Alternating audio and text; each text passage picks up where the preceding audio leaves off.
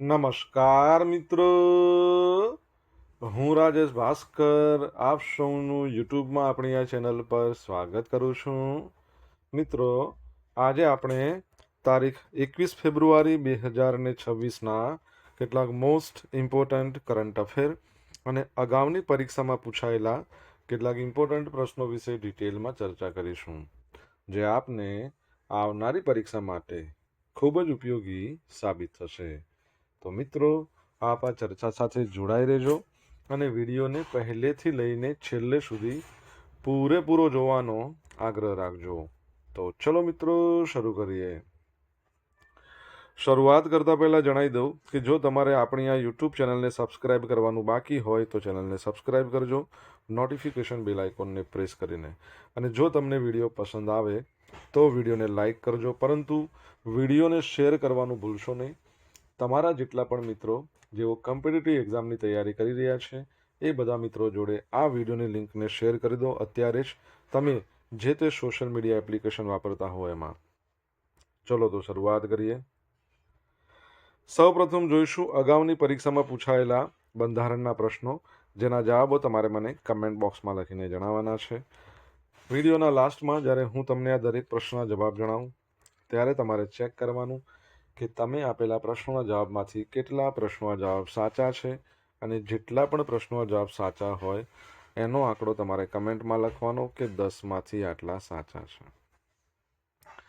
Daily GK ટેસ્ટમાં આપણે રોજ 10 પ્રશ્નો પૂછીએ છીએ, એમાંથી 5 પ્રશ્નો બંધારણના હોય છે. બાકીના જે 5 પ્રશ્નો છે એ ગુજરાતની ભૂગોળના છે. તો તમે તમારા આન્સર આપો નીચે કમેન્ટ બોક્સમાં, અને હું આજના કરંટ અફેરનો પ્રથમ પ્રશ્ન છે એની શરૂઆત કરું છું. પ્રથમ પ્રશ્ન છે કે રાજ્યની સૌથી આધુનિક જેલનું નિર્માણ ક્યાં કરવામાં આવશે? તો આપણા ગુજરાતની અંદર દહેગામ છે ગાંધીનગર જિલ્લામાં આવેલું છે. ત્યાં રાજ્યની સૌથી આધુનિક જેલ છે એનું નિર્માણ કરવામાં આવશે.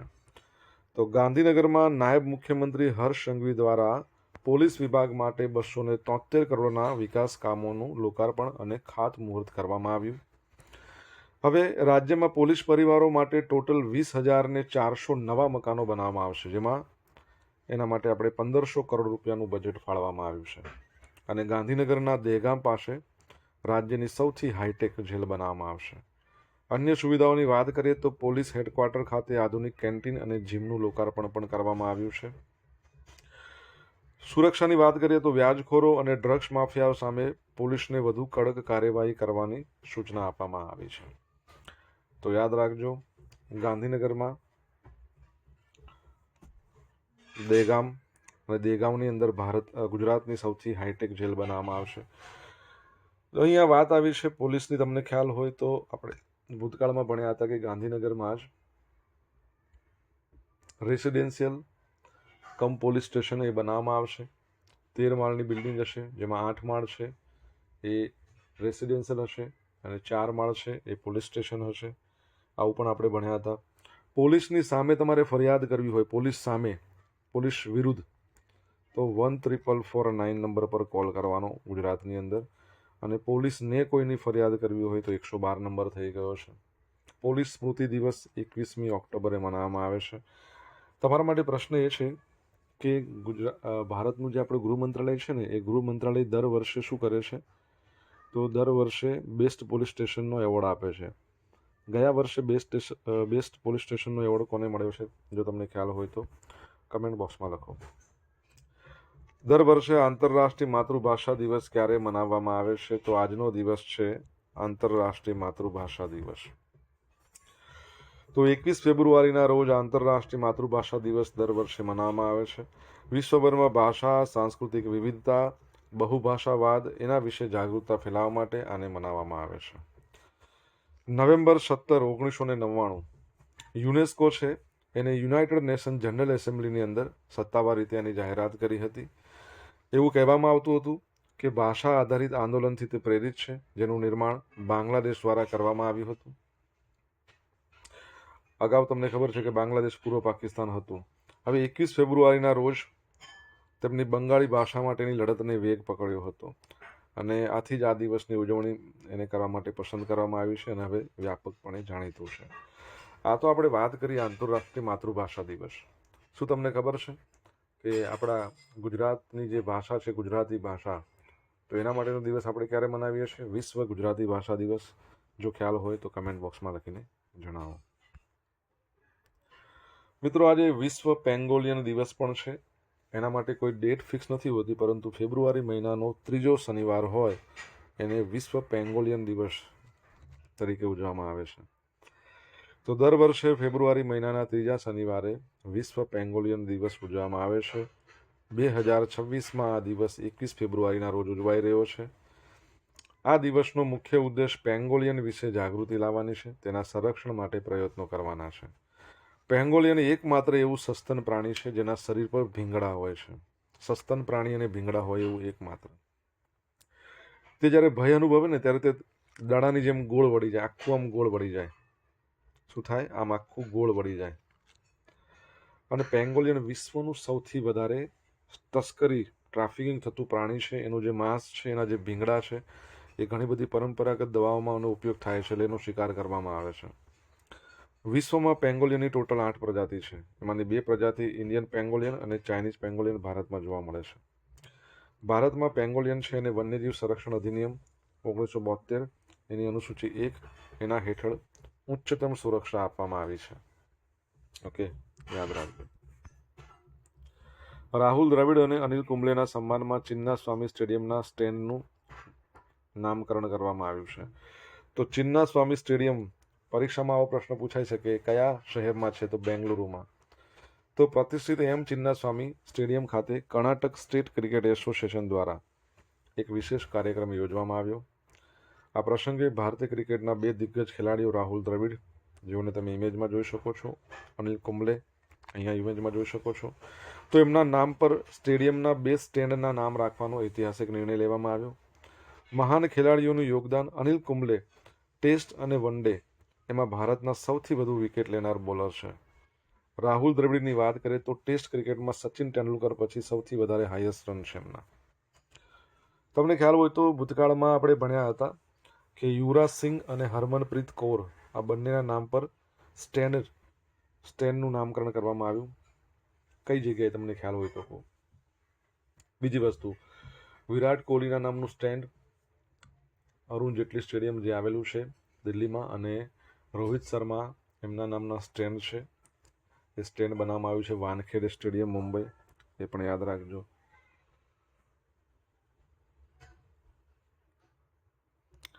મિત્રો, વિડીયો પસંદ આવ્યો હોય, ભણવાની મજા આવી હોય તો વિડીયોને લાઇક કરો, તમારા મિત્રો જોડે વિડીયોની લિંકને શેર કરો. આપણી બંને યુટ્યુબ ચેનલ રાજેશ ભાસ્કર 2ને સબસ્ક્રાઇબ કરો, નોટિફિકેશન બેલ આઇકોનને પ્રેસ કરીને.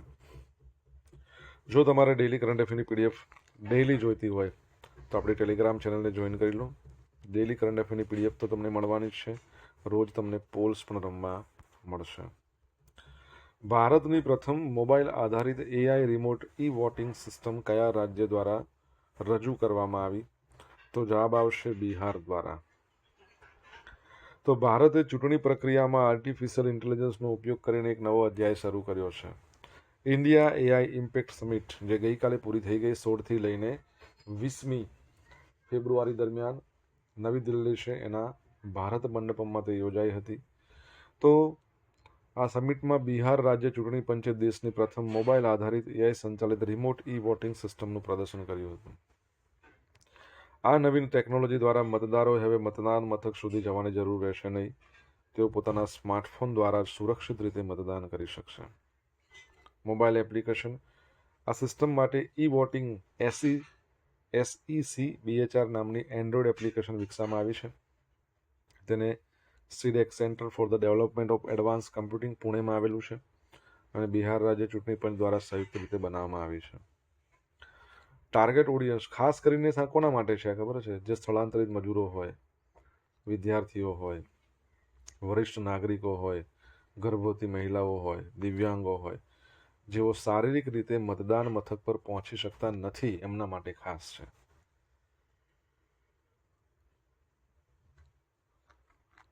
એઆઈ અને સુરક્ષા. મતદાન માટે એઆઈ આધારિત ફેશિયલ રેકગ્નિશન અને લાઈવ સેલ્ફી વેરિફિકેશનનો ઉપયોગ કરવામાં આવે છે.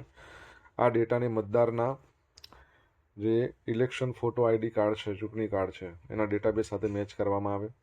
અને બ્લોકચેન ટેકનોલોજી વાપરી છે. મતોની સુરક્ષા માટે શું કર્યું? Blockchain technology. આનાથી શું થાય? ડેટા સાથે કોઈ છેડછાડ ન કરી શકાય. દરેક મત એન્ક્રિપ્ટેડ અને અનામી રાખવામાં આવે છે. Road to AI impact summit 2026. હવે તમારા માટે પ્રશ્ન શું છે કે આપણા ભારતની અંદર ગયા વર્ષે મતદાન કરવામાં આવ્યું હતું કઈ જગ્યાએ? તો બિહારની અંદર જે એ લોકોનું જે લોકલ બિહારમાં રાજ્ય સ્તરની ચૂંટણી યોજાઈ એમાં આ ઈ વોટિંગનો ઉપયોગ કરવામાં આવ્યો. તમારા માટે પ્રશ્ન છે, આપણે અગાઉ ઘણીવાર ભણી ચૂક્યા છીએ કે ભારતના પ્રથમ ઈ વોટર કોણ? જવાબ જણાવો કમેન્ટમાં.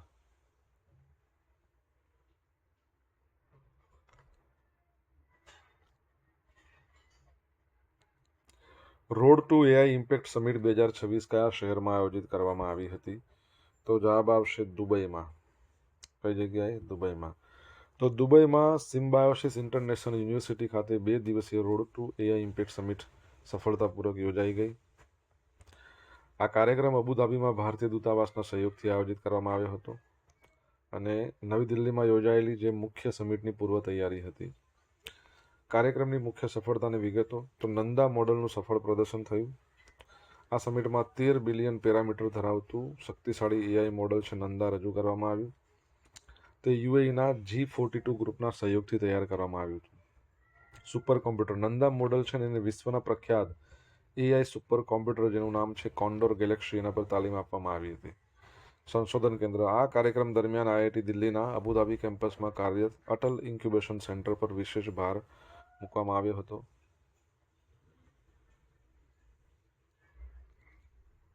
સહયોગની વાત કરીએ, નીતિ નિર્માતાઓ અને ઉદ્યોગ જગતના નેતાઓએ એઆઈના સામાજિક ઉપયોગ અને તેનાથી થતા ફાયદાઓ વિશે ઊંડાણપૂર્વક ચર્ચા કરી હતી. તમને ખબર છે આપણા ભારતનું સૌથી શક્તિશાળી સુપર કોમ્પ્યુટર કયું છે? જો ખબર હોય તો કમેન્ટ બોક્સમાં લખીને જણાવો.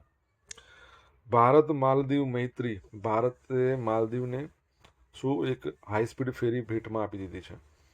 તો ભારતે માલદીવને કુલ 12 હાઈ સ્પીડ ફેરી આપવાનો વાયદો કર્યો છે, જેમાંથી પ્રથમ ફેરી ફેબ્રુઆરી 2026માં શું કરી દીધી છે? સુપરત એટલે કે આપવામાં આવી છે. કનેક્ટિવિટી. આ ફેરી માલદીવના ફાકુ અને ગાલુ આ એટલ્સ એટલે કે ટાપુનો સમૂહ છે, તો એના વચ્ચે રાજ્ય ટ્રાન્સપોર્ટ લિંક સેવાઓ એ શરૂ કરવામાં મદદ કરશે. ટોટલ વાયદો 12 હાઈ સ્પીડ ફેરીનો છે અને ભારતે આ પ્રોજેક્ટ માટે 55 કરોડ રૂપિયાની મદદ કરી છે. આ ફેરી માલદીવના ફાકુને ધાલુ ટાપુ વચ્ચે પરિવહન સરળ બનાવશે. આ પહેલાં ભારતની સુરક્ષા અને પ્રાદેશિક વિકાસ માટે મહાસાગર જે mutual and holistic advancement for security and growth across region આ વિઝનનો ભાગ છે. આનાથી શું થશે કે માલદીવનું પ્રવાસન અને વેપારને મોટો વેગ મળશે. માલદીવની વાત કરીએ, કેપિટલ માલે છે, કરન્સી માલદીવિયન રૂપિયા છે અને મોહમ્મદ મોઇઝુ એના પ્રેસિડેન્ટ છે. માલદીવ છે એના જે ગ્લોબલ બ્રાન્ડ એમ્બેસેડર કોણ છે? કેટરીના કૈફ. ટુરિઝમની વાત છે, ટુરિઝમ માટેના. અને તમને ખબર છે માલદીવે એક ઘોષણા કરી છે, વિશ્વનો પ્રથમ દેશ બન્યો છે જેણે એવું કહ્યું છે કે કોઈ એક પર્ટિક્યુલર વર્ષ ત્યાંથી લઈને જેટલા પણ લોકોનો જન્મ થયો છે આ બધા માટે નો ટોબેકો, એટલે આપણે કહી શકીએ ટોબેકો બેન કરી દીધું છે. જણાવો તમે કયું વર્ષ? સોશિયલ મીડિયાના માધ્યમથી મારી સાથે કનેક્ટ રહી શકો છો. ઇન્સ્ટા આઈડી છે rajesh.i.bhaskar, ફેસબુક આઈડી છે RI ભાસ્કર અને ટેલિગ્રામ ચેનલ આપણી છે રાજેશ ભાસ્કર, જ્યાં તમને ડેલી કરંટ અફેરની PDF મળશે અને પોલ્સ પણ રમવા મળશે. જો ભણવાની મજા આવી હોય તો વિડીયોને લાઇક કરો, તમારા મિત્રો જોડે વિડીયોની લિંકને શેર કરો, ચેનલ સબસ્ક્રાઇબ કરવાની બાકી તો સબસ્ક્રાઇબ કરો, નોટિફિકેશન બેલ આઇકોનને પ્રેસ કરીને. BBC Indian sports woman of the year 2025નો એવોર્ડ કોણે જીત્યો છે? તો જવાબ આવશે સ્મૃતિ મંધાના. તો ભારતીય મહિલા ક્રિકેટ ટીમના સ્ટાર ઓપનર છે, વાઇસ કેપ્ટન છે સ્મૃતિ મંધાના. 2025ના વર્ષ માટે BBC Indian sports woman of the year એમના તરીકે પસંદ કરવામાં આવ્યા છે. આ એવોર્ડ સમારોહ દિલ્હીની તાજ પેલેસ હોટલ છે ત્યાં યોજાયો હતો. સ્મૃતિ મંધાના વિશે વાત કરીએ તો 29 વર્ષીય મંધાના 2025ના ICC મહિલા વર્લ્ડ કપમાં ભારતને વિજેતા બનાવવામાં મહત્વપૂર્ણ ભૂમિકા ભજવી હતી. જેમાં તેમણે સમગ્ર ટુર્નામેન્ટમાં 434 રન બનાવ્યા હતા. ગ્રાન્ડ જ્યુરી વિજેતાની પસંદગી લિએન્ડર પેસ ટેનિસના છે, દીપા મલિક પેરા એથ્લેટ છે, શોર્ટપુટ એટલે કે ગોળા ફેંક, Anju Bobby George long jump, આ બધા દિગ્ગજ હસ્તીઓ દ્વારા કરવામાં આવી. આની અંદર દિવ્યા દેશમુખ છે, જેઓ 20 વર્ષની ચેસ ચેમ્પિયન છે આપણા ભારતના નાગપુરના. એમને BBC emerging player of the year તરીકે નવાજવામાં આવ્યા. પ્રીતિપાલ પેરા એથ્લેટ છે, એમને BBC para sports woman of the year ઘોષિત કરવામાં આવ્યા. અને અંજલિ ભાગવત શૂટર અંજલિ ભાગવતને રમતગમતમાં એમના અમૂલ્ય યોગદાન બદલ લાઈફ ટાઈમ એચિવમેન્ટ એવોર્ડ આપવામાં આવ્યો. સ્ટાર પરફોર્મર કોણ બન્યું છે? તો ભારતીય મહિલા ક્રિકેટ ટીમ, એ પણ અંધ મહિલા ક્રિકેટ ટીમ, જેમણે ગયા વર્ષે નેપાળને હરાવીને વર્લ્ડ કપ જીત્યો, તો એમને સ્ટાર પરફોર્મર તરીકે સન્માનિત કરવામાં આવ્યા છે. તમને ખ્યાલ છે BBC છે ને, એના એક રિપોર્ટર હતા જેમને વોઇસ ઓફ ઇન્ડિયા તરીકે ઓળખાતા હતા. બ્રિટન દ્વારા સરની ઉપાધિ પણ એમને આપવામાં આવી હતી. એમનું રિસન્ટલી અવસાન થયું. તમને નામ ખબર હોય તો તમે જણાવી શકો છો કમેન્ટમાં લખીને. જોહાન્સ ક્લેબોનો ઐતિહાસિક રેકોર્ડ છે, વિન્ટર ઓલિમ્પિકમાં 10મો ગોલ્ડ મેડલ. રિસન્ટલી જેમણે 9મો જીત્યો હતો, ત્યારે જ રેકોર્ડ હતો, અત્યારે 10મો મેળવી દીધો છે. તો નોર્વેના જોહાન્સ ક્લેબોએ મેન્સ 4x7.5 કિલોમીટર રિલેમાં ગોલ્ડ મેડલ જીતીને વિન્ટર ઓલિમ્પિકના ઇતિહાસમાં સૌથી વધારે ગોલ્ડ મેડલ 10 ગોલ્ડ મેડલ જીતવાનો રેકોર્ડ બનાવ્યો. 29 વર્ષે ક્લેબોએ માત્ર 2026ની ઓલિમ્પિકની વાત કરીએ ને તો 5 ગોલ્ડ જીત્યા છે. રેસની વિગતો: નોર્વેની ટીમે 1 કલાક 4 મિનિટમાં 24.5 સેકન્ડમાં રેસ પૂરી કરી. ફ્રાન્સે સિલ્વર, યજમાન ઇટાલીએ બ્રોન્ઝ જીત્યો હતો. નોર્વેનું પ્રભુત્વ આ મેડલ ટેલીમાં નોર્વે છે ને અત્યારે 17 ગોલ્ડ છે, ટોટલ 36 મેડલો છે. ગઈકાલ સુધીનું મેં ડિટેલ લીધેલી છે. તમારા માટે પ્રશ્ન છે, અત્યારે વિન્ટર ઓલિમ્પિકની વાત કરી રહ્યા છે, એકચ્યુઅલી યોજાઈ ક્યાં રહ્યો છે? કમેન્ટમાં લખો. અગાઉની પરીક્ષામાં પૂછાયેલા બંધારણના પ્રશ્નો જોઈ લઈએ. ભારત રાજ્ય ક્ષેત્રમાં ગમે તે ભાગમાં નિવાસ કરવાનો, વ્યવસાય કરવાનો, કામકાજ, વેપાર, નોકરી કરવાનો હક ભારતના બંધારણના કયા આર્ટિકલમાં જણાવવામાં આવ્યો છે? 19. જાહેર મિલકતનું રક્ષણ કરવું અને હિંસાનો ત્યાગ કરવો, આ બાબત શામાં દર્શાવેલી છે? મૂળભૂત ફરજો. મૂળભૂત ફરજોની જોગવાઈ કોને લાગુ પડે? તો ભારતના દરેક નાગરિકને લાગુ પડે. ધરપકડ કરાયેલી વ્યક્તિને ધરપકડથી 24 કલાકમાં નજીકના મેજિસ્ટ્રેટ સમક્ષ રજૂ કરવાની જોગવાઈ સંવિધાનના કયા અનુચ્છેદમાં છે? 22.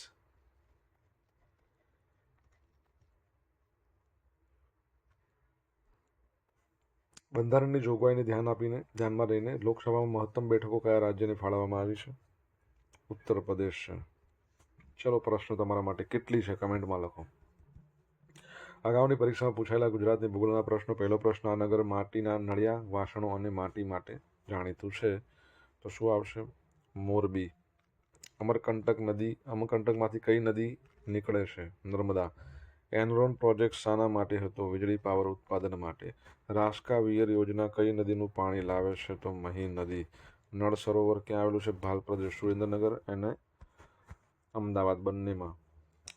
ગઈકાલે પૂછેલા પ્રશ્નોના જવાબ: ગાંધીનગરમાં યોજાયેલી મંથન બેઠકનું અધ્યક્ષપદ કોણે સંભાળ્યું હતું? અમિત શાહ. તારિક રહેમાનના શપથ ગ્રહણ સમારોહમાં ભારતનું પ્રતિનિધિત્વ કોણે કર્યું? ઓમ બિરલા. સાથે સાથે વિદેશ સચિવ પણ ગયા હતા, વિક્રમ મિશ્રી, યાદ રાખજો. હવે આજે પૂછેલા પ્રશ્નોનો જવાબ જોઈ લઈએ. પહેલો પ્રશ્ન હતો, બેસ્ટ પોલીસ સ્ટેશન 2025ના વર્ષ માટેનું કયું છે? તો ગાઝીપુર. આ ગાઝીપુર આવેલું છે દિલ્હી ઈસ્ટ. સેકન્ડ પ્રશ્ન, વિશ્વ ગુજરાતી ભાષા દિવસ આપણે ક્યારે મનાવીએ છીએ? 24 ઓગસ્ટ. કોનો જન્મદિવસ છે? કવિ નર્મદ.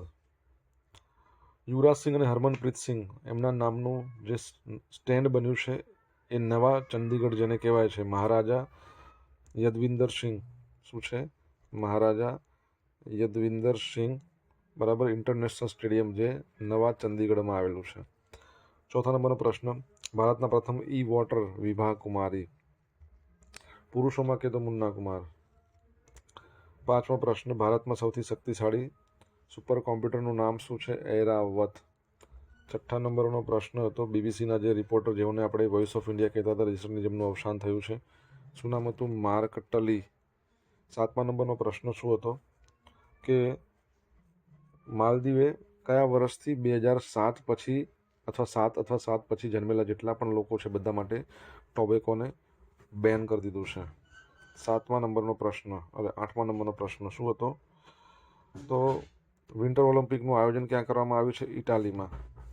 હવે મિત્રો જોઈશું ગઈકાલના કરંટ અફેરમાંથી પૂછેલા કેટલાક ઇમ્પોર્ટન્ટ પ્રશ્નો, જેના જવાબો તમારે કમેન્ટમાં લખવાના. પહેલો પ્રશ્ન, ભારતનું પ્રથમ નેશનલ કાવ કલ્ચર મ્યુઝિયમ કયા શહેરમાં સ્થાપિત કરવામાં આવશે?